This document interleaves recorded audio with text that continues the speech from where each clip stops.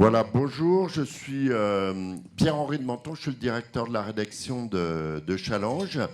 Je vous présente en deux petits mots nos trois, notre patronne et nos deux patrons.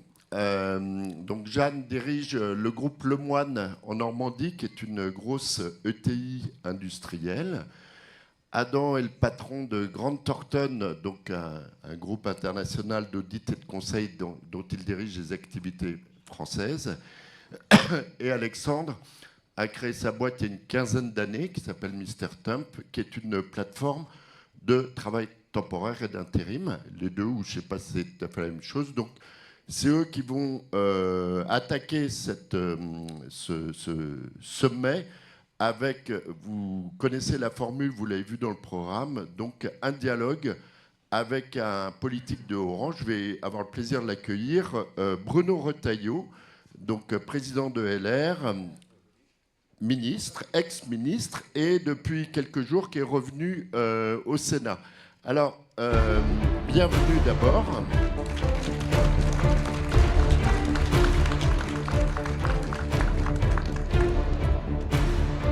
Merci Bruno Retailleau d'être parmi nous. Vous êtes revenu au Sénat, je disais, il y a quelques jours, sens du timing parfait, puisque vous êtes au cœur de l'actualité avec le débat budgétaire. J'avais une petite question avant de laisser la parole à nos patrons, une petite question, puisque c'est quand même mon métier d'actualité. On sait ce débat budgétaire donc, est revenu au Sénat. Vous avez qualifié ce débat de tambouille. Ma question, c'est de savoir quel est votre scénario, qu'est-ce qui va rester de cette tambouille. Dans quelques semaines, on a prévenu une de Challenge début janvier sur le budget, on ne sait pas très bien ce qu'on va mettre dedans. Merci. En tout cas, je voudrais vous saluer. Bravo pour votre initiative. J'imagine qu'il y a beaucoup de chefs d'entreprise, pas seulement sur la scène, mais aussi dans la table, sur la salle. Et ce que je voudrais simplement dire à toutes celles qui créent de la valeur, qui créent de la richesse, qui embauchent, qui entreprennent, c'est que les dernières semaines ont dû être particulièrement éprouvantes pour vous tous. J'ai assisté, en tout cas de loin, sur mon écran, à un certain nombre de débats à l'Assemblée, et on voyait bien que la folie fiscale n'avait pas tellement pour objet, finalement, de remplir les caisses de l'État, mais plutôt de faire la chasse, d'organiser une véritable chasse à courre à ceux qui réussissent, à ceux qui entreprennent, à ceux qui embauchent. Je voudrais simplement vous dire que c'est une opinion minoritaire et que, en tout cas, je pense que beaucoup de Français, quand on voit les sondages et la question sur l'entreprise, sur ce que représente l'entreprise pour les Français, jamais ces valeurs-là n'ont autant été portées par nos compatriotes. Donc il ne faut pas se désespérer, il y a un mauvais moment à passer, je le veux bien, et je réponds directement à votre question. Il n'en restera rien du budget. Il n'en restera rien. Alors, le Sénat va faire son travail. Une année blanche.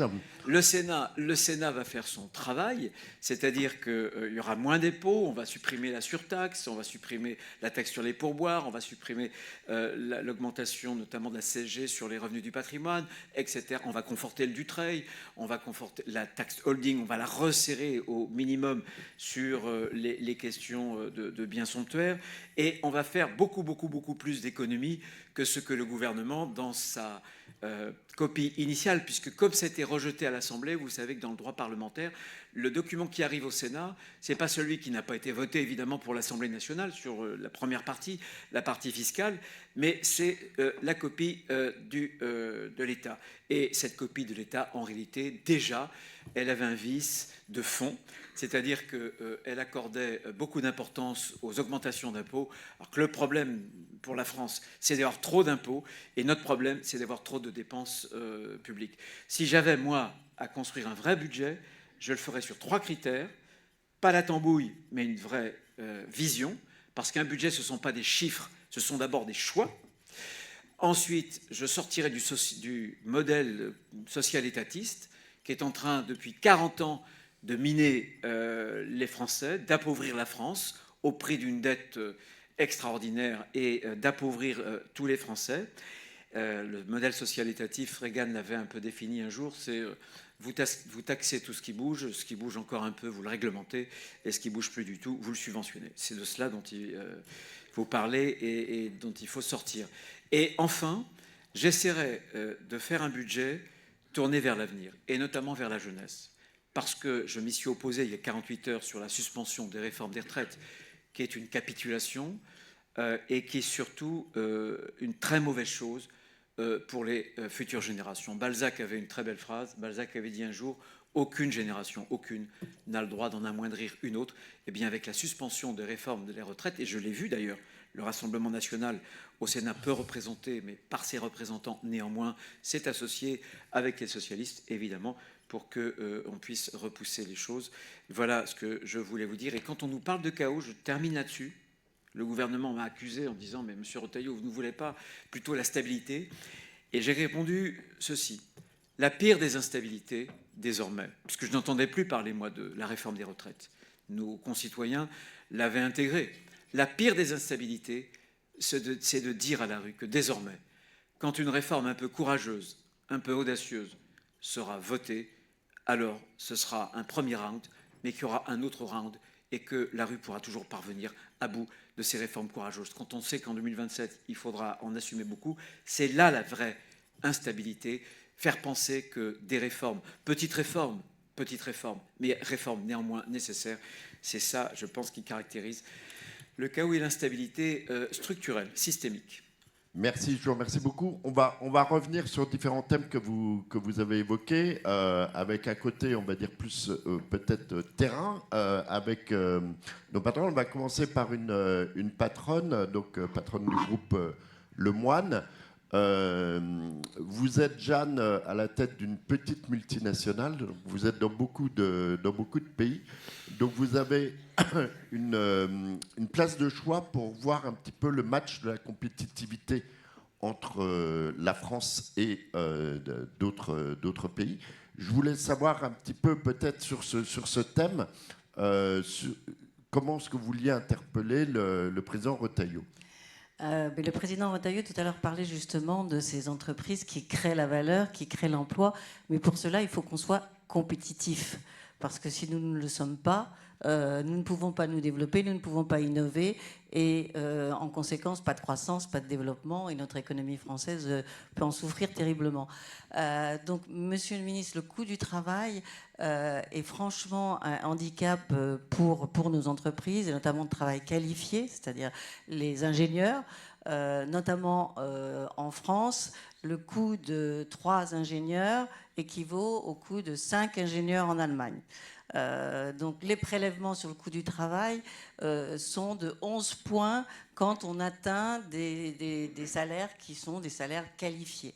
Donc c'est vraiment un handicap certain, ce coût du travail, plus évidemment les taxes de production, qui impactent notre compétitivité. Et là, je vous parle versus des benchmarks qui sont faits avec des pays comme l'Allemagne, comme l'Italie, comme les Pays-Bas, comme l'Espagne, qui sont beaucoup plus compétitifs que nous, notamment en termes de prélèvement sur les salaires. Alors, dans les 100 premiers jours de la présidence Retailleau en 2027, qu'est-ce que vous faites sur ce thème-là du coût du travail, de la compétitivité ? Si on veut retrouver une prospérité, il faut impérativement qu'on dégage 2 voies. La prospérité, ce qu'on appelle la croissance potentielle, la croissance qu'on peut vraiment obtenir au maximum dans l'avenir, c'est le produit de 2 choses. C'est le produit de la productivité, de la compétitivité par l'offre de travail. La compétitivité, pour moi, c'est 4 choses. C'est la compétitivité fiscale, j'en ai un peu parlé rapidement, mais on ne va pas s'étendre. S'il y a des questions, j'y répondrai volontiers. C'est la compétitivité normative, c'est terrible, les normes en France. C'est la compétitivité énergétique. Je pense aujourd'hui qu'on a fait n'importe quoi depuis 10 ans en matière de politique énergétique. Quand je vois aujourd'hui que l'Allemagne est en train de subventionner le kilowattheure pour l'entreprise, on voit bien qu'on s'est mis dans un chaos. Là aussi, j'ai des propositions à faire. On a l'équivalent de 45 réacteurs nucléaires de puissance installée pour les énergies renouvelables. Je suis pour, moi, les énergies renouvelables. Il y en a encore autant dans les tuyaux. Et depuis 10 ans, la croissance, notamment de la demande en électricité, elle est flat. Elle est très plate. Et on en a désormais déjà installé ce qu'il faut pour les prochaines années. Moi, je pense qu'il ne faut pas arrêter les énergies renouvelables. mais arrêter de les subventionner parce que ces technologies sont devenues matures. Et les Français, les entreprises, payent cher sur leurs factures cette politique-là. Et enfin, une politique de compétitivité et d'innovation. Il nous manque 20 000 ingénieurs par an. Personne ne le dit. 20 000 ingénieurs par an. Il faut qu'on redevienne une grande nation d'ingénieurs, ce que nous avons été. Ça, c'est la productivité. Et sur le travail, c'est la quantité de travail et c'est le coût du travail. J'ai fait 2 propositions que je vais plus détailler dans 15 jours en matière... Alors faites-nous un petit teasing là de vos 2 propositions. Parce que la question c'était celle-là hein, quand même. Le travail, d'abord sur le coût du travail, moi je pense, le problème c'est que... le problème, on a un déficit de travail. On a un déficit de 3 semaines dans une année et on a un déficit de 3 ans dans une vie. C'est pour ça que la réforme des retraites, elle est capitale. Je ne parle pas de retraite, si ce n'est que je suis pour la retraite à 65 ans et un étage de capitalisation. Là aussi, j'aurai l'occasion de le détailler. Parce que ce n'est pas le tout de dire capitalisation. Il faut dire comment on le fait sur 10 ans pour construire comment dirais-je, non pas un fonds ou des fonds à peu près de 1 000 milliards d'euros. Simplement 2 propositions. Encourager le travail, décourager l'assistanat. Décourager l'assistanat, ce n'est pas l'allocation sociale unique qui sera un revenu universel, c'est de mettre toutes les allocations de l'État, des collectivités de la CAF sur un compte social. Vous avez un compte fiscal, un revenu fiscal de référence. L'État suit à l'euro près vos revenus fiscaux. L'État est incapable de dire où vous en êtes en matière d'aide sociale. Moi, je fais un compte social, je ne fusionne rien du tout parce que c'est impossible. Et ensuite, je pilote, à vue, je capte à 70% les revenus de solidarité par rapport aux revenus du travail pour m'assurer qu'il y ait un écart. Je parlais avec une présidente de département hier qui me disait qu'il y avait une personne, 3 enfants, elle touchait 2 450 € à partir d'aide, bien sûr. Voilà. Donc ça, décourager l'assistanat et évidemment, ce qui est en train de remettre en cause le gouvernement, vous le saurez dans quelques jours, la fameuse réforme de l'assurance chômage. Il faut la faire converger sur l'éligibilité et sur l'indemnisation sur les moyennes européennes. Sur le coût du travail, sur le coût du travail, ce que je fais 2 choses. Je considère que les cotisations, il y a des cotisations qui tiennent à l'assurance, la retraite, etc., et des cotisations qui tiennent à la solidarité. 34 milliards d'allocations familiales. Je suis, vous me connaissez un peu, pour refonder totalement la politique familiale. On est aujourd'hui dans cette année qui, depuis la Deuxième Guerre mondiale, verra les décès augmenter et surtout dépasser les naissances. Ça, c'est fondamental. Ça veut dire que dans 2 générations, on perd 40% de population. Donc, je fais une politique familiale. Mais j'enlève des cotisations qui pèsent sur l'entreprise, les 34 milliards de cotisations familiales. Et je les finance notamment par un certain nombre d'économies. Première proposition. Deuxième proposition, pour encourager le travail du côté du salarié et du côté de l'employeur, je fais un seuil libératoire. Je sors des 35 heures. 35 heures, c'est 1607 heures. Je vais au moins jusqu'à, c'est-à-dire 2 jours de plus, c'est-à-dire 1623 heures, mais on peut faire 1630, ce sera une négociation. Et je considère qu'en dessous de ce seuil libératoire, 1620, 1630, chacun a payé son dû, il paye les cotisations, l'entreprise, le salarié. Mais au-delà de ce seuil, on bascule. Pour l'entreprise et le salarié. Et le salarié travaille pour lui. 0 cotisation pour le salarié, 0 cotisation pour l'entreprise. Et vous réconciliez enfin la compétitivité d'un côté et le pouvoir d'achat de l'autre côté. C'est mieux que la défiscalisation des heures supplémentaires. Les PME aujourd'hui contingentent les heures supplémentaires et c'est pour ça qu'il n'y a que 104 heures supplémentaires par Français qui les pratiquent, parce que les entreprises, parce que c'est trop cher. Et je pense que par ce moyen-là, on retrouve de l'air et on change là encore de cadre. Merci beaucoup. Vous avez parlé dans votre mini-déclaration de politique générale de l'enfer normatif. Ce n'était pas tout à fait le terme que vous avez utilisé, mais et j'aurais voulu faire rebondir Adam Nicole là-dessus, puisque vous, dans vos métiers d'audit et de conseil, vous faites beaucoup de compliance, etc., de suivi normatif. Il y en a beaucoup, surtout dans vos métiers d'audit. Et je voulais savoir un peu, vous, quelle était votre réaction par rapport aux différents programmes, aux discours qu'on entend, parce qu'il y a une espèce de consensus qui se dégage dans la classe politique en disant, bien sûr, il faut en finir avec la bureaucratie, en particulier à droite. Donc je voulais savoir un petit peu, avoir à la fois votre témoignage et les propositions que vous pouviez faire pour interpeller Bruno Retailleau. Oui, bien sûr, et merci, bonjour à tous, et merci pour l'opportunité de parler ce matin. Donc déjà, effectivement, on parle de la normalisation, de côté réglementaire, de toute la complexité administrative pour les entreprises. Effectivement, ces dernières semaines, ces derniers mois ont juste montré à quel point on est incapable de prendre des décisions qui vont dans le sens de l'économie, dans le sens du soutien des entreprises, que ce soit des PME, des ETI, des grandes entreprises. Et ce que moi, je reproche aujourd'hui à nos politiques, c'est que la seule réponse qu'on apporte, c'est de complexifier. À chaque fois, on instaure une modification, une évolution, un allègement de texte ou un allègement de taxes, de cotisations sociales. C'est jamais simplement un allègement. Là, vous venez de citer une économie de 34 milliards en supprimant les allocations familiales. Oui, mais j'en ai la conviction, c'est même la certitude, quand cela viendra, il faudra passer par une dizaine de formulaires, par des contrats spécifiques, par des aménagements de bulletins de paye que personne ne pourra faire. Et en plus, si on parle vrai, 3 ans plus tard, l'entreprise se prendra un contrôle par les URSSAF, par l'administration fiscale, on remettra en cause ce qui a été fait, et puis l'entreprise finalement se retrouvera avec une note. Je parle vrai, hein. C'est exactement comme ça, c'est exactement que vous voyez, vous le voyez, Jeanne. Dans son métier, il est quand même confronté à voilà. beaucoup de clients entrepreneurs qui sont confrontés à ça. Et c'est un discours qu'on entend beaucoup, voilà. Effectivement. Donc nous qui sommes extrêmement exposés à un milieu international, forcément, on a beaucoup d'entreprises qui investissent en France.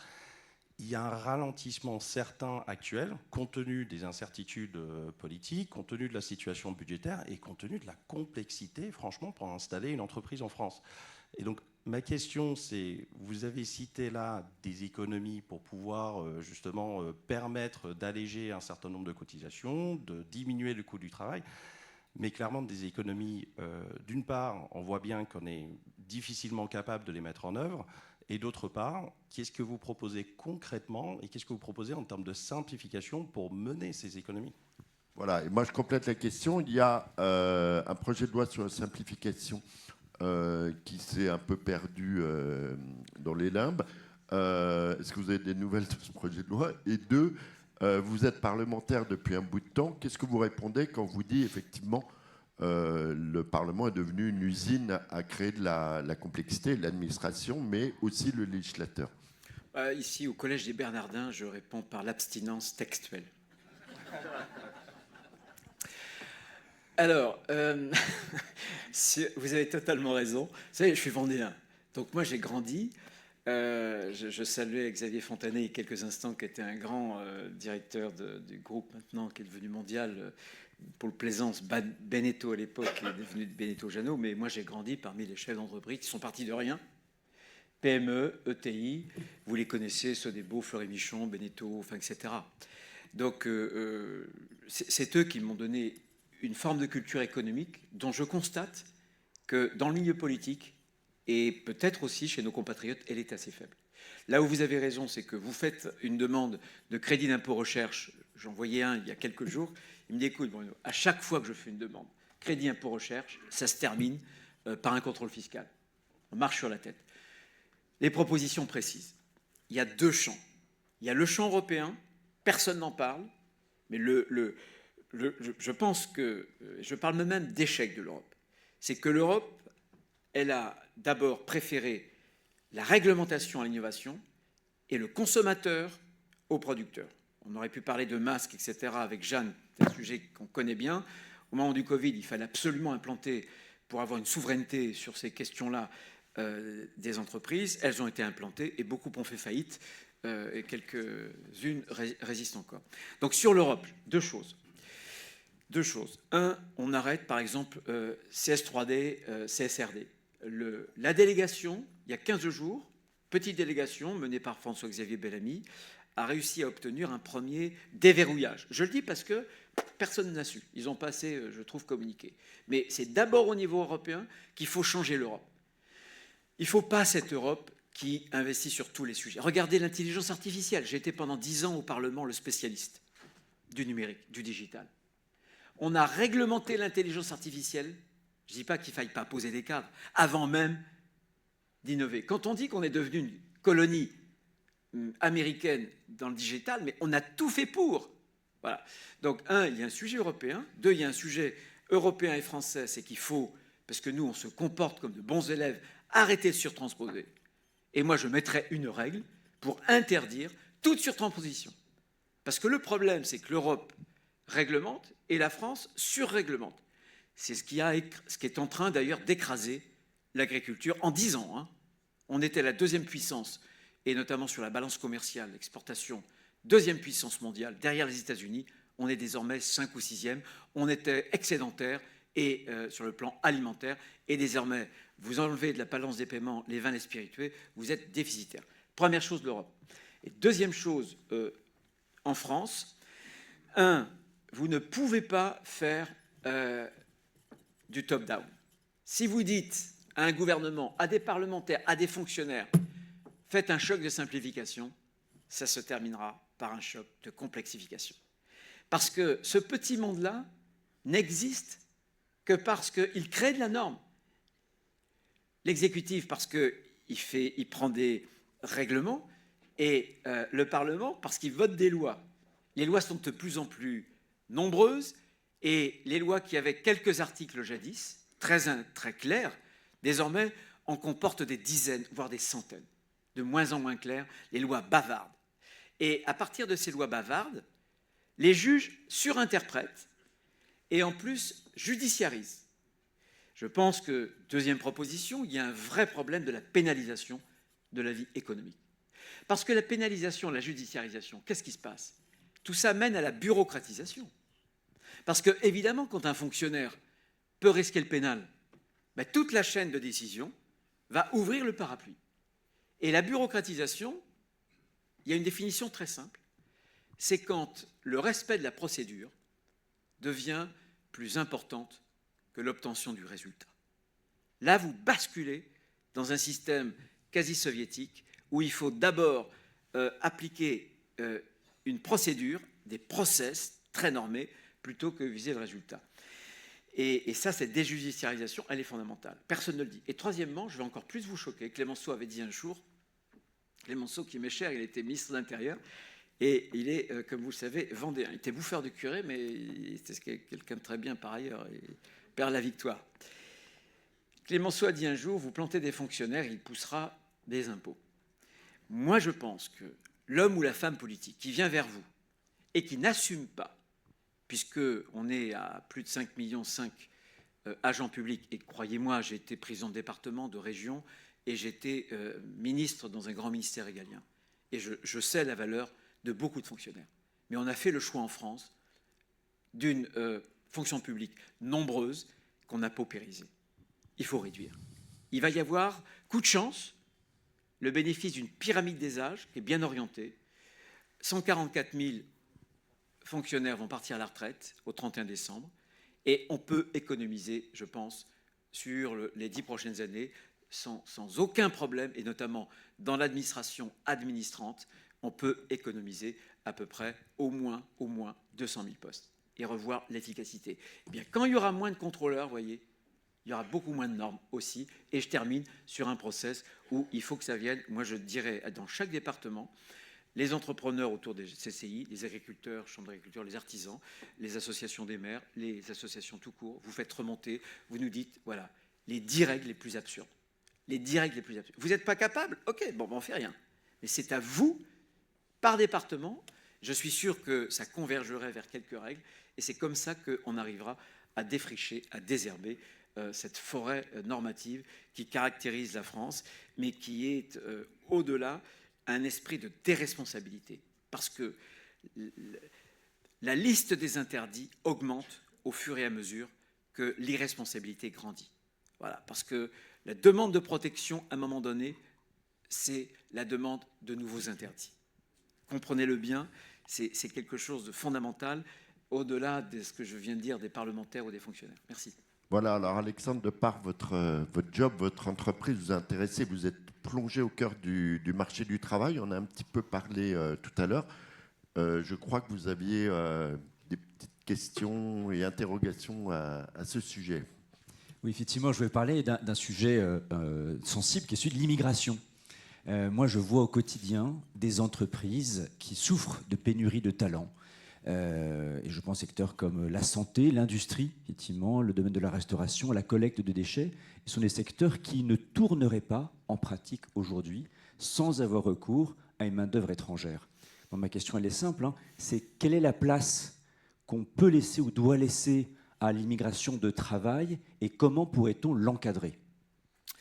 Bonne question. Et quand j'étais ministre de l'Intérieur, souvent j'ai dû répondre à cette question puisque j'avais complexifié dans une circulaire au préfet les règles notamment comment dirais-je, de réglementation et surtout de régularisation. Vous voyez que vous êtes capable de complexifier aussi. Ah non, mais attendez. Mesdames, Messieurs les chefs d'entreprise, vous me dites qu'il y a trop de cotisations. Si vous voulez continuer l'immigration, je le répète, qui aujourd'hui, dans les conditions où elle se fait, n'est pas une chance. Elle est supportée d'ailleurs par les Français les plus modestes, qui habitent dans des quartiers où ils n'ont pas les moyens d'avoir une forme de contournement résidentiel, au contact avec ce désordre migratoire et désordre sécuritaire. Je peux vous donner les statistiques. À Marseille, à Nantes, à Lyon, à Bordeaux, à Paris. À chaque fois, c'est plus de 60%. Écoutez-moi bien, de la délinquance de voie publique qui est le fait d'une immigration qu'on ne contrôle plus. Donc moi, je n'ai jamais été pour une immigration zéro. Je pense qu'accueillir dans des conditions où on ne peut plus correctement les accueillir et les intégrer, et à plus forte raison les assimiler, parce que des nouveaux venus, pour certains, ne veulent plus s'assimiler, 500 000, l'équivalent de la population de Lyon, c'est criminel. Parce que ça débouche, encore une fois, personne ne le dit ça. J'ai étudié de près sur le narcotrafic, c'est moi qui, il y a 2-3 ans, avais lancé, au Sénat d'ailleurs, la fameuse commission d'enquête sur le narcotrafic qui a débouché sur la loi. Mais quand on voit la DZ Mafia, ça veut dire DZ l'Algérie. Mais alors, moi, je suis à la tête d'un EHPAD, comment je fais pour embaucher des gens? Je réponds directement. Aujourd'hui, on a une immigration de peuplement. C'est ce que je reproche aux accords d'Algérie de 68. Il faut passer à une immigration de travail. Je vous réponds très directement.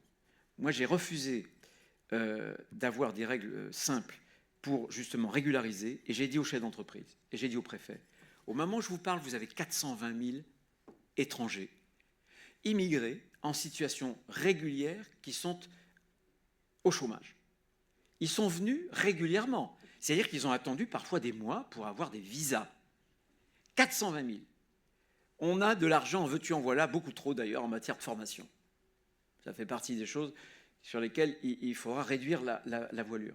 Et bien moi je dis que je ne veux pas que demain, il soit plus simple d'avoir une régularisation pour le travail en fraudant nos frontières la loi française que lorsque on applique la loi française. Donc je dis clairement la priorité est aux étrangers qui sont venus régulièrement sur le sol français et qui sont au chômage. Parce que si on envoie au monde entier le signal que venez, il n'y a pas de problème, vous serez régularisés, on est mort. Et après, vous viendrez nous reprocher qu'on a un modèle social qui pèse trop. Mais attendez, aujourd'hui, au moment où je vous parle, l'aide médicale d'État, qui concerne pratiquement 500 000 clandestins, aboutit au fait que ces gens qui ne cotisent pas ont des meilleurs taux de remboursement dentaire, etc., que des Français moyens ou de la classe populaire qui, eux, cotisent. Vous pensez qu'on pourra supporter ce dialogue-là et en tout cas ce discours longtemps? Vous savez, je termine là-dessus. J'adorais, au ministère de l'Intérieur, tous les mois, il y avait une réunion avec mes collègues ministres de l'Intérieur, des conseils européens, qui nous réunissaient. Et autour de la table, il y avait 27 ministres de l'Intérieur. Il y en avait de droite, il y en avait de gauche. Des sociodémocrates et des conservateurs. De droite et de gauche. Ce qui était incroyable sur l'immigration, c'est que de temps en temps, je me faisais doubler par ma droite par des sociodémocrates danois, par exemple. Cette question-là, aujourd'hui, elle est très consensuelle en Europe. Elle est d'ailleurs très consensuelle en France. Toutes les études d'opinion que j'ai faites sur les propositions un peu choc que je faisais sur l'immigration, c'était pour la droite 80% et désormais très majoritaire sur la gauche, y compris dans l'électorat de M. Mélenchon. Donc je pense qu'il faut maintenant reprendre les rênes, avoir une immigration de travail. On a l'immigration la plus concentrée en Europe sur l'ère arabo-musulmane. Moi, mes efforts, j'ai signé par exemple un accord avec le Vietnam. Je pense qu'il nous faudrait une immigration d'origine asiatique pour diversifier nos sources, si j'ose dire, entre guillemets. Et par ailleurs, on a l'immigration la moins qualifiée. Et donc, elle ne participe pas à la création de richesses en solde net, mais elle coûte. Et il faut qu'on vienne. L'Inde, par exemple, quand je disais qu'il nous manque 20 000 ingénieurs par an, il y a toutes ces voies-là qu'il faut développer, mais de grâce. Si vous pensez un seul instant, d'ailleurs, dans tous les pays européens, c'est la même chose. Quand les gouvernements ne reprennent pas le contrôle, c'est les populistes qui les remplacent. Parce que les peuples, et j'espère que comme moi vous êtes démocrates, parce que les peuples, en réalité, veulent que nous reprenions le contrôle. Alors, je ne sais pas si Alexandre a été convaincu. Peut-être vous vouliez compléter. On parlait ensemble d'un cas assez particulier. Vous me disiez que vous ne pouviez pas embaucher de gens qui ont un statut d'asile. Alors, une situation assez paradoxale qu'on vit en France, et je rejoins effectivement la distinction à faire entre immigration de travail et immigration de peuplement, parce qu'il y a des compétences qu'on a aujourd'hui en France, au point où c'est assez paradoxal qu'on a aujourd'hui des gens qui sont en France, certains en situation régulière, des demandeurs d'asile, qui ont des compétences qu'on aimerait embaucher, qu'on ne trouve pas par ailleurs, qui aimeraient bosser, qui aimeraient payer des cotisations, à qui on interdit de travailler et qu'on paye à ne pas travailler. Et c'est vrai que c'est une situation un peu aberrante, avec des cas de situations humaines désastreuses, ou même des gens qui sont obligés de faire des usurpations d'identité pour travailler. Enfin, une situation totalement aberrante aujourd'hui. Il y a une sorte de réglementation datant un peu des années 80, où finalement on a l'image que les immigrés sont là pour piquer le boulot des Français, alors que le travail serait un fantastique facteur d'intégration pour des gens qui ont des compétences et qui veulent travailler. Mais également un facteur d'acceptation aussi de la population par des gens qui sont là pour travailler et apporter des cotisations plutôt que sur pour ce point système. précis du statut des demandeurs d'asile. Je suis d'accord pour dire que le travail, c'est bien sûr la voie royale d'une intégration. Hein. Attention, un certain nombre de terroristes qui ont tué des Français avaient un travail. Bon. Donc il faut qu'on prenne les choses globalement. Et il y a un problème culturel derrière tout ça et d'intégration aujourd'hui. Et c'est pour ça qu'il faut réduire le nombre pour mieux accueillir. Sur la demande d'asile, le problème, c'est que en France, comme en Europe, c'est pour ça d'ailleurs que Keir Starmer, travailliste, est en train de réduire drastiquement. C'est pour ça que Merz, en Allemagne, est en train de réduire drastiquement, parce que c'est une voie de contournement illégale. Et le problème, c'est que si vous confiez un travail dès le premier jour où la personne, une fois qu'ils ont le statut de réfugié, il n'y a aucun problème, ils peuvent d'ailleurs. Mais avant d'obtenir ce statut, eh bien, si vous leur confiez un travail, ils vont arriver là et vous allez ouvrir une fois de plus un appel d'air. Donc moi, je pense qu'il faut travailler d'une autre façon. Il faut réduire, c'est ce qu'on est en train, le travail que j'avais commencé à faire avec les Européens, il faut qu'on ait une liste de pays sûrs, et ce sera d'ailleurs le cas de l'application du paquet européen sur asile, immigration, où on retiendra aux frontières ceux qui veulent demander l'asile, et on aura une liste de pays sûrs, et on sait parfaitement que quand vous avez moins de 20% de chances d'obtenir le statut de réfugié, on traite en accéléré, et c'est terminé. Et là, on résoudra le problème pour accélérer et faire en sorte que là, vraiment, les vrais réfugiés puissent avoir un boulot. Ça posera aucun problème. Mais là aussi, j'attire votre attention que c'est une question aussi européenne, parce qu'on a des frontières externes, et dans l'application du pacte, à partir du mois de juillet prochain, on a prévu ces zones un peu de rétention où on va accélérer les procédures et où on dira à des personnes qui ont que très peu de chances d'avoir le statut, parce que les pays sont sûrs. Il ne faut pas dévoyer la procédure de l'asile. Quand le pays est sûr, ça ne sert à rien de demander l'asile. Voilà, vous retournez dans votre pays d'origine. Alors, autre grand défi de notre économie, c'est la grande transmission. On appelle ça maintenant, il y a un chiffre qui circule, c'est les 9 000 milliards de transmission de patrimoine, en particulier de patrimoine professionnel. Jeanne, vous êtes à la tête d'une ETI familiale. Il y a un dispositif qui s'appelle le pacte Dutreil, je crois, on en a beaucoup parlé ces derniers temps, et j'imagine que vous êtes pour le pacte Dutreil. Et peut-être vous nous expliquez ce qu'attendent des entreprises comme la vôtre la tambouille qu'on décrivait tout à l'heure. Est-ce que vous avez des craintes à ce sujet et des questions à poser à Bruno Retailleau? Je pense qu'aujourd'hui, les chefs d'entreprise de PME, TI familiales, en effet, ont de grosses craintes parce que la tambouille, elle a non seulement été à l'Assemblée nationale, mais au Sénat, avec un amendement défendu par l'Union centriste pour réduire l'assiette de l'exonération aux seuls biens nécessaires à l'activité professionnelle. Donc, quid de la trésorerie? Or, la trésorerie, elle est nécessaire à l'investissement, mais pas que. Elle est nécessaire aussi au paiement, parce que les gens pensent que ce pacte d'Utrecht, c'est cadeau. Non, c'est pas cadeau. Les entreprises payent la transmission via des résultats positifs, et il faut entre 6 à 10 ans pour constituer en trésorerie ce qui est nécessaire pour la génération. Je suis première génération créatrice. Mon fils, justement, a payé une soult à sa sœur, puisque j'ai 2 enfants. Et dans ce cadre-là de pacte d'Utrecht que j'ai signé avec nos enfants, dans ce fait-là, bien aujourd'hui, si justement est appliqué, alors vous dites ça va être nettoyé, le Sénat n'a pas nettoyé, bon, on va voir ce qui va se passer à la CMP, mais qu'est-ce que vous allez faire, vous, pour sanctuariser le pacte d'Utrecht, permettre qu'en effet la pérennisation des entreprises, parce que sinon, si ça n'existe pas, on a réussi, grâce au pacte d'Utrecht, à passer de 4800 ETI à 6800 il y a quelques années, et on est toujours en train de grossir en PME de croissance et en ETI. Et ça, c'est ce qui fait vivre nos territoires, c'est l'écosystème local. Donc tout cela irrigue en emploi, en création de valeur, en emploi direct et indirect. Qu'est-ce que vous ferez pour sanctuariser et même voire améliorer ce pacte d'Utrecht afin de ne pas fragiliser l'économie? Parce que c'est tout un pan d'économie qu'on fragiliserait si on ne peut pas, en effet, pérenniser la transmission. Je vous réponds en 3 temps. Sur le pacte d'Utrecht d'abord, qui n'est pas un privilège. Sans le pacte d'Utrecht, moi, mon écosystème dans l'Ouest, j'avais fait, à la demande de François Fillon, Premier ministre à l'époque, un rapport important, je pense, sur les ETI.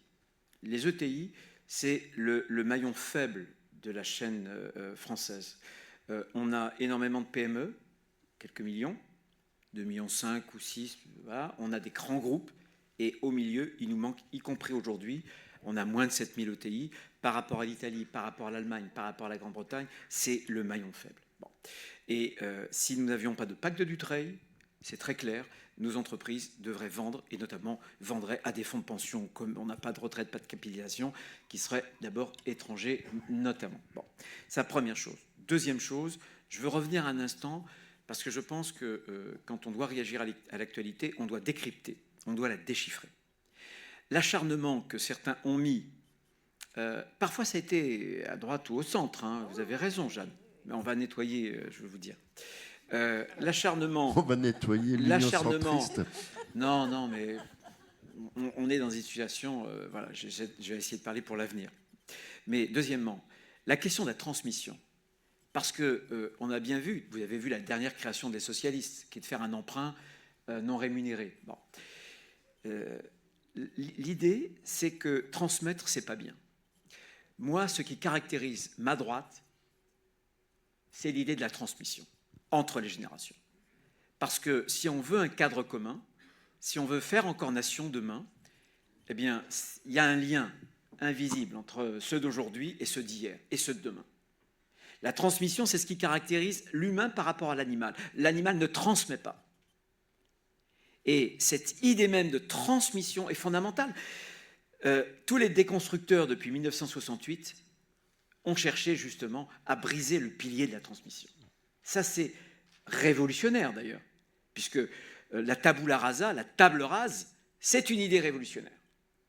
C'est la raison pour laquelle, aujourd'hui, en France, qui a toujours une fascination pour ces idées-là, vous avez vu se déchaîner les uns et les autres, parfois un peu plus moins loin que la gauche, comme vous le disiez, sur la transmission. Troisième chose, nous avons déjà fait quelque chose. Quand j'étais président de groupe, nous avons voté une proposition de loi avec Claude Nougin, où on réduisait à quasi néant les droits de succession en contrepartie d'un petit allongement de la durée de détention. Franchement, je pense que vous pouvez comprendre que l'idée, c'est, on a un problème constitutionnel, c'est difficile d'arriver à zéro. Mais je pense qu'on peut réduire bien en dessous de 25% les droits de succession à la contrepartie d'un capitalisme patient, lent. Il y a 3 capitalismes dans le monde. Il y a le capitalisme d'État chinois, russe, bon, très bien. Capitalisme plutôt financier anglo-saxon, où on voit bien le turnover des capitaux, et il y a un capitalisme entrepreneurial et aussi parfois patrimonial et familial. Moi, dans mon projet, je veux impérativement aider celui-là, et il y a d'autres idées que je présenterai, mais qui seraient au-delà du pacte, pour qu'on puisse créer une sorte de capitalisme populaire, pour que, voilà, un grand-père qui a eu des actions, ça ne se fait plus les actions EDF maintenant, puisse donner à ses enfants sans droit. En l'occurrence, ce n'était pas une bonne affaire, hein, les actions On est d'accord. EDF. Hein. On est d'accord. Et pourquoi?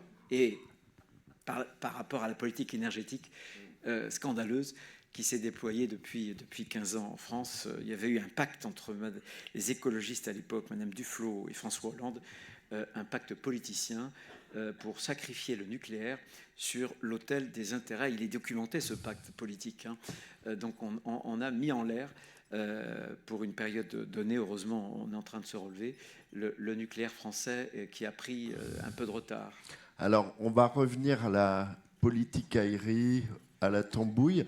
Je voulais avoir le témoignage d'Adam Nicole. Vous êtes en contact quand même avec beaucoup de chefs d'entreprise de par votre métier. Vous êtes aussi dans un groupe multinational, donc vous êtes présent dans à peu près tous les pays du monde, j'imagine, Grant Thornton. Je voulais savoir quelle était la facture pour l'instant de tout ça, de ce chaos politique qu'on observe depuis quelques semaines, quelques mois maintenant. Et quand on entend le président Retailleau qui dit il n'y aura pas de budget, est-ce que c'est quand même, il ne restera rien du budget plutôt, est-ce que c'est quand même pas un poil inquiétant? Alors, je vais y répondre. Et puis, vous avez le droit, bien sûr, à une question aussi. Hein. Mais ça m'intéresserait d'entendre. d'entendre. Voilà.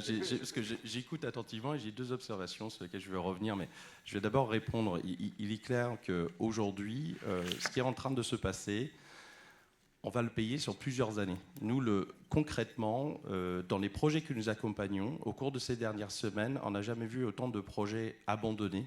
Factuellement, des choses sur lesquelles nous nous sommes investis auprès de nos clients, auprès de nos partenaires, et puis qui finalement, dans cette instabilité, disent mais nous, la France, le fait de ne pas avoir de budget, ok, s'il n'y a pas de budget parce que nous n'arrivons pas à un accord, nous n'arrivons pas à mettre en place les choses, on peut considérer que début 2026, les choses vont changer, vont évoluer, et on arrivera à un consensus, mais le mal est déjà fait. Au cours de ces dernières semaines, le nombre de projets où finalement, quand vous avez un groupe international a investi là où il y a des infrastructures, là où il y a une stabilité, là où il y a une main-d'œuvre qualifiée, justement, on a parlé de la formation, là où il y a une sécurité. L'ensemble de ces facteurs, finalement, c'est une grille d'analyse.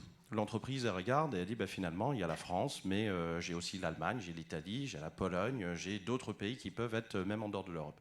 Et donc, clairement, une fois que le projet d'investissement est réorienté ailleurs, c'est perdu.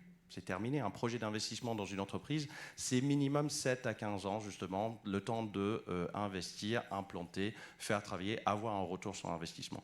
Donc ça, ces choses-là, c'est déjà en train de se réaliser, c'est déjà fait. Et on va le payer pendant des années. Donc en fait, tout ce qui est en train de se passer, on va le payer cher. Maintenant, 2 observations, parce que je vous écoute très attentivement et je reste sur les économies. J'ai retenu qu'on allait faire la majorité des économies en diminuant le nombre de fonctionnaires. Je l'entends, d'un point de vue personnel, je suis d'accord. Mais également, à quel moment est-ce qu'on parle de changements plus substantiels et d'une certaine modernisation? Parce qu'on est quand même à une époque où... Je n'ai pas répondu sur l'économie en général, je répondais sur les normes. J'ai donné l'exemple de la fonction publique parce qu'il me semble que plus il y a de personnes qui créent de la norme, et plus il y a de la norme, c'est tout. Je n'ai pas répondu à la question globale des économies. Alors que ma question, c'était l'économie, parce qu'il faut quand même le financer. Donc ça, J'aimerais en entendre plus, et surtout dans un contexte où justement, si on revient sur les entreprises, vous avez mentionné l'intelligence artificielle, il y a des sujets de technologie. Aujourd'hui, on est dans une vraie, ce qu'on peut évoquer, une rupture technologique, avec des investissements qui sont forts. Et vous avez évoqué des vrais sujets de souveraineté en Europe, en France. Mais à quel moment est-ce que l'État français va justement bénéficier, mettre en œuvre, changer et justement changer technologiquement sa façon de fonctionner? Ça, une observation. Et l'autre, puis je m'arrête, mais sujet lié, sur la formation. J'ai entendu rapidement, vous avez dit qu'il y avait peut-être trop de budget de formation. Peut-être, je ne vais pas dire... Oui, continue. Peut-être. Enfin, ce ne serait pas à moi de me prononcer sur le montant. Par contre, sur l'orientation de ce montant, parce qu'on a quand même des secteurs d'activité où on est en manque de main-d'œuvre qualifiée, et les personnes qui se trouvent dans une situation pérenne de chômage, de difficulté d'insertion, mais parce qu'on a toujours un dispositif qui est très mal aligné avec les besoins d'entreprise. Et je pense que, avant de parler de montant, il faut parler de comment. Totalement. Alors, on va retenir vos deux observations. Un sur comment on allie réduction des dépenses et investissement dans les secteurs d'avenir. Et la formation, je vous propose de commencer par le premier sujet. Assez rapidement, il nous reste 10 minutes. Et je voudrais qu'on consacre une deuxième partie, peut-être avec un autre témoignage, celui d'Alexandre, sur la formation et la jeunesse. Alors, sur l'Institut Montaigne a fait hier une note que vous avez dû voir, où il propose 140 milliards de réduction de dépenses. On est au-delà de ce qu'avait d'ici 2029 quand même. Avec ce qu'ils appellent le trilemme, c'est-à-dire qu'il faut réduire les dépenses publiques, il faut investir massivement dans la défense et les secteurs d'avenir, et il faut essayer de sauver ce qu'on peut sauver de notre système de protection sociale. Alors, sur la deuxième partie, les investissements d'avenir, comment on fait? Alors, rapidement, hein, je suis désolé, là, je vais vous... C'est minuté comme au Parlement. Je vais être rapide. Les économies concernent l'État et concernent le système social. Sur l'État, sur près de 600 milliards de dépenses par an, il y en a un peu plus de 300 milliards qui sont pilotables. Pourquoi? Parce que vous avez les pensions et vous avez la charge d'intérêt qui va atteindre dans 2 ans 100 milliards. Donc ça, vous ne le pilotez pas. Vous ne pouvez piloter que 300 milliards. Et sur l'État, ce que je propose très rapidement, j'ai parlé de la fonction publique. J'ai parlé du périmètre de l'État. Je pense que quand j'étais président de région, j'étais responsable notamment du transport scolaire, des collégiens, des lycées. Les cars, ce n'étaient pas des cars de la région, c'était des entreprises privées. Il faut par exemple que pour la gestion de son patrimoine, l'État gère très mal son patrimoine. Donc il faut délester l'État pour que l'État se recentre. Il faut changer la fonction publique. Pour moi, le statut, ça doit être le régalien, et sinon c'est le contrat pour que ce soit mobile. Et en plus, l'IA est en train de changer ces différentes professions. Vous avez raison. Moi, je me suis battu au ministère de l'Intérieur pour que les policiers et les gendarmes qui passent trop de temps, vous les voyez, pour prendre une déposition en appuyant sur la machine avec 2 index, pour qu'il y ait des logiciels, c'est en train d'être déployé, qui permettent de capter l'oralité et de la traduire. Et en plus, on n'aura pas besoin de payer très très cher pour des dialectes qui sont très minoritaires. Il vaudra mieux que ces gens-là parlent dans leur langue originelle, dans leur langue maternelle, et voilà, donc l'IA va bouleverser les choses. Ensuite, l'alignement du temps de travail de la fonction publique sur le privé. Par exemple, dans les universités, ça nous coûte 350 millions d'euros. Pourquoi? Pourquoi l'absentéisme? Pourquoi il y a 3 jours de plus d'absentéisme dans le public que dans le privé? Parce qu'il n'y a pas l'alignement des jours de carence. Bref. Je dégage combien alors avec tout ça pour investir? Attendez, vous me demandez de parler en quelques minutes et en même temps, je conclurai sur les chiffres. Donc, il y a d'abord l'État. Et ensuite, il y a le système social. Sur le système social, il faut d'abord responsabiliser. Ça veut dire quoi, responsabiliser? Sur la retraite, on n'y coupera pas, allonger un peu, et la capitalisation. Sur la dépendance, il faut 10 milliards par an. Ce que je propose, c'est un régime obligatoire, solidaire, assurantiel, piloté par le privé avec un cadre qui soit défini par le public. En gros, à 12 € par mois, dès qu'on commence à travailler, on aura cette assurance. Ça, c'est pour la vieillesse. Parce que là-dessus, c'est 3 milliards la vieillesse, hein, le choc de vieillissement de la population. C'est 3 milliards en santé et en dépendance, tous les ans. Tous les ans. Donc, ce n'est pas là-dessus qu'on peut réduire. Mais on peut avoir d'autres systèmes. Par ailleurs, sur le chômage, oui, je viens de le dire, il faut converger, ça rapportera 4 à 5 milliards d'euros, converger sur les règles européennes d'éligibilité et d'indemnisation. Sur la santé, on a le reste à charge le plus faible de toute l'Europe, à peu près 6 millions d'euros. Je pense qu'il faudra, là aussi, faire en sorte qu'on ait un certain nombre, notamment de franchises sur les consultations, pour responsabiliser les gens.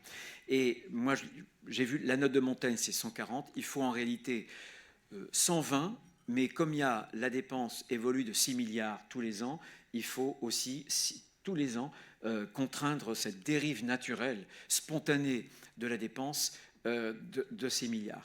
On arrive à faire là-dessus à peu près 120 milliards sur 5 ans. J'ajoute, je n'ai pas eu le temps de ça, c'est dire, le Conseil d'analyse économique, là. Par exemple, sur l'énergie, on gagne dans une première année, si on arrête de subventionner les énergies renouvelables, hein, en plus on importe de Chine les panneaux solaires, etc., on continue à en installer, mais on ne les finance plus, on ne les subventionne plus. C'est 1 milliard la première année, et c'est très vite, au bout de 5 ans, pratiquement 10 milliards. Voilà. Et on met le paquet, bien sûr, sur le nucléaire. On allonge, comme ont fait les Américains. On a une technologie Westinghouse, c'est-à-dire américaine, De Gaulle ne s'était pas trompé. Et on allonge à 60 ans, etc. Et on fait un certain nombre... Et on ne duplique pas les réseaux. Parce que, évidemment, plus vous avez de parcs offshore, plus il faut installer les réseaux qui vont conduire les ions, l'électricité produite, alors que quand on rajoute des réacteurs nucléaires dans les sites qui sont actuellement existants, il n'y a pas besoin de faire des réseaux. Voilà, donc il faut bien sûr des énergies renouvelables. Je suis pour un mix. Voilà. Simplement, dites-vous bien qu'on a l'électricité la plus décarbonée au monde. La plus décarbonée au monde. Voilà. Je suis désolé, je vais vous interrompre. Et alors, parce sur que j'ai l'information ? Oui, alors c'est sur ce sujet-là, je voulais qu'Alexandre aussi fasse son observation. Attendez, parce que je n'ai pas répondu sur la formation. Justement, c'est sur ce sujet-là, on a tous été un peu interloqués par la petite phrase que vous avez lancée en disant on dépense trop pour la formation. Or, non. Alors, je voulais juste avoir le petit témoignage d'Alexandre. Et puis, on termine sur la formation et la jeunesse, parce que c'est quand même la chose la plus importante, il me semble. Oui, sur la formation, effectivement, moi, je vois tous les jours l'inadéquation entre la formation de nos jeunes et les besoins des entreprises. Et il y a un truc qui était pas mal, qui a été mis en place, qui est l'alternance, par lequel on fait bosser les jeunes entreprises. Alors, ça coûte cher, il y a plein de choses à améliorer. C'est quand je vois aujourd'hui, finalement, qu'on cherche à gratter sur l'alternance pour protéger les retraites de nos vieux et même les abattements fiscaux pour nos vieux, est-ce qu'on n'est pas en train de sacrifier nos jeunes au profit de nos vieux parce qu'eux, ils votent? Au moins, ça, c'est interpellant. Mais vous avez 3 minutes. C'est la raison pour laquelle je me suis opposé à la suspension des retraites. C'est un scandale. C'est un scandale puisqu'on reporte le fardeau sur les jeunes générations. De ce point de vue-là, vous avez raison. Je n'ai pas parlé de la formation générale. Il y a l'école, ça va mal l'école. Si, plutôt que vous, il y avait des élèves de 6e, si je posais une question, combien y a-t-il de quart d'heure en 3 quarts d'heure, la moitié de la salle me donnerait la bonne réponse. Pourquoi est-ce qu'en français, en maths, au classement PISA, on est parmi les derniers? Pourquoi est-ce qu'en France, le résultat de nos élèves est le plus corrélé à la situation professionnelle et aux revenus des parents, et on ose parler de l'école républicaine? Donc il faudra, j'ai quelques idées, je ne veux pas trop, mais réformer par le bas le système avec beaucoup plus d'autonomie, en confiant notamment aux régions les lycées professionnels. Donc la décentralisation. Sur l'alternance, moi j'avais mis le paquet quand j'étais président de région et on était la première région sur l'apprentissage. Je pense en réalité que les progrès de l'apprentissage ont concerné notamment les niveaux les plus élevés. Moi je pense qu'il faut, parce que les amis, on n'a plus de sous. Donc si on veut encourager l'alternance, on le fait du CAP, BEP jusqu'au bac pro. On concentre là-dessus parce que un élève de SCP, c'est génial qu'il soit alternant, d'accord? Mais on sait qu'il trouvera du boulot. Bon. Troisième chose, c'est les formations continues professionnelles. Moi, j'étais scandalisé et j'avais vu, quand, encore une fois, j'étais président de région, que les formations les plus longues, au moins de 1000 heures, étaient celles qui inséraient le moins. Et les formations les plus courtes, celles qui avaient le plus grand taux d'insertion. Ce que moi j'avais fait, ce que je propose, c'est qu'il y ait un engagement. Et que l'État ou les régions déboursent d'abord, je donnerai toute la formation, les fonds, les crédits aux régions et non plus à l'État, parce que je fais un coup d'accordéon sur l'État. Et je dis voilà aux entrepreneurs, ok, vous allez me sélectionner des profils, parce qu'on le sait bien, ce qui est important, c'est la jeune femme, le jeune homme, quel que soit leur âge d'ailleurs, peu importe, qui ont envie de travailler. Vous allez sélectionner sur un comportement, et ensuite on apporte des compétences. Ok, on va payer l'apport de compétences, la qualification, mais vous vous engagez à le prendre, parce que vous l'avez d'abord recruté sur des critères humains. Et là, c'est efficace, et on fait une formation courte au plus de 400 heures. Et enfin, là, il y a beaucoup à gagner sur le compte de formation professionnelle. C'est ridicule de financer des cours d'italien quand la personne n'a rien à faire. Enfin, je veux dire, il faut recentrer le compte de formation professionnelle sur le besoin de qualification professionnelle. L'épanouissement personnel, c'est très bien, mais ce n'est pas l'objet du compte de formation professionnelle. Voilà. Je vous remercie, Bruno Retailleau. Merci à tous les trois. On aurait pu en parler toute la matinée parce qu'on a balayé beaucoup de choses. En tout cas, merci infiniment de vous être... Attention à vous. Hop. Merci infiniment de vous être prêté à l'exercice.